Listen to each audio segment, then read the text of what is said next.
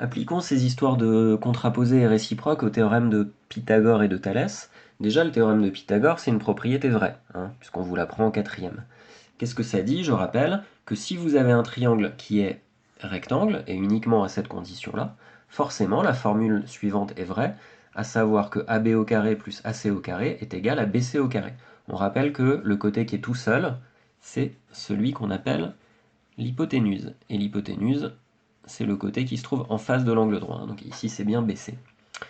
Alors, qu'est-ce que ça serait la contraposée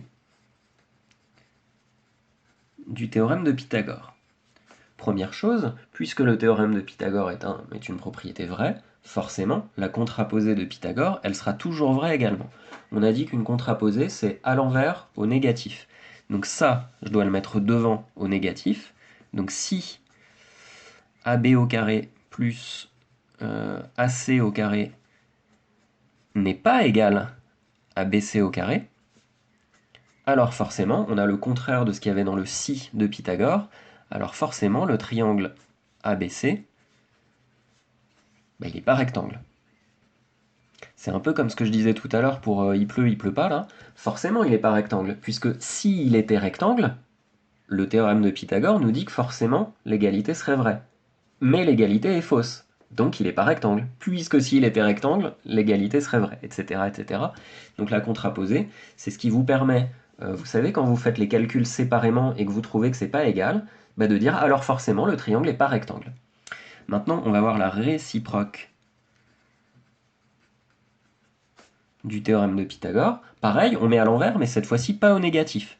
Donc ça dit que si AB au carré plus AC au carré est égal à BC au carré, forcément, le triangle ABC, eh bien, il est rectangle, et puis on va même préciser qu'il est rectangle en A1, puisque forcément, si vous avez BC ici, BC est l'hypoténuse, et l'angle droit, il se trouve bien au niveau du A. Vous avez remarqué que c'est la même chose qu'on fait au début, que ce soit la contraposée ou la réciproque. C'est en fait, quand dans les exercices, vous êtes en train de faire les calculs séparément. Vous savez, le plus grand côté au carré et la somme des deux autres au carré. Soit vous trouvez la même chose et vous dites le triangle il est rectangle, c'est la réciproque. Soit vous trouvez pas la même chose et vous dites le triangle il est pas rectangle. Ça, c'est la contraposée. Et passons maintenant au théorème de Thalès. On va pouvoir faire quasiment la même chose avec le théorème de Thalès. Qu'est-ce que va dire la contraposée du théorème de Thalès? On fait donc à l'envers au négatif, on a dit. Si l'égalité, là, donc l'égalité de Thalès, CA sur CE égale CB sur CD égale AB sur DE, si cette égalité-là n'est pas vraie, puisque contraposée c'est au négatif, alors forcément c'est que les droites, alors j'écris un petit peu en abrégé, c'est que les droites, elles sont pas parallèles. Puisque si elles étaient parallèles, on pourrait utiliser le théorème de Thalès, qui dit que CA sur CE égale CB sur CD égale AB sur DE, mais puisque c'est pas égal, forcément c'est pas parallèle. Que dit la réciproque du théorème de Thalès? Même chose, mais cette fois-ci pas au négatif. Si CA sur CE est égal à CB sur CD est égal à AB sur DE, alors forcément, vous pouvez conclure que les droites, elles sont parallèles. Je barre pas cette fois-ci, puisque c'est vrai, elles vont être parallèles. Qu'est-ce que je voulais dire? Que du coup, que vous fassiez... Ah oui, je voulais dire que Thalès, donc c'est une propriété qui est vraie, qu'on vous a appris en début de troisième.